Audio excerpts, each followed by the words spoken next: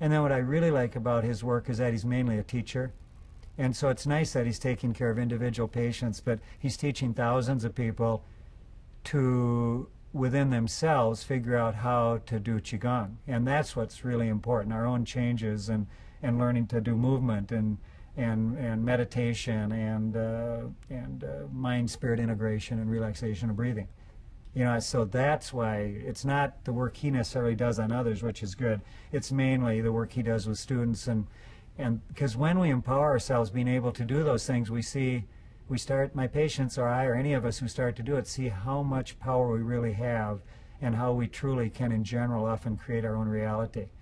We don't have to be so miserable. It's and a lot of it is the stress without is always going to be there for everybody, and Qigong is one of the better ways I know to how to deal with the stress within.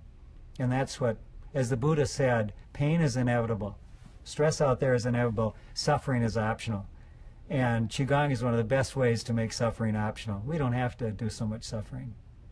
I think Spring Forest Qigong, as I understand it, is a type of Qigong that Chun-Li Lin sort of developed himself, and it would be, I can't say I'm an expert enough in it to know how it's different from the other kinds, because he's sort of been my teacher, but it's just a way that he has developed that seems to me, by the students he's taught and the patients he's seen, and is just a really effective way to help people learn how to work with their own energetic and spiritual system.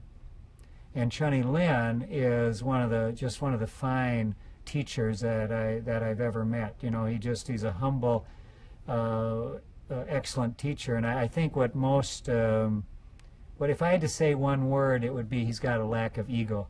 And most of us who rise up and become good at something have trouble with our ego not taking over. And Chun-Li Lin has just sort of managed to truly be a teacher who has, what he really wants to do is be out there and helping people, and not what's in it for him, whether it's financially or notoriety or fame. And so he's a beautiful human being.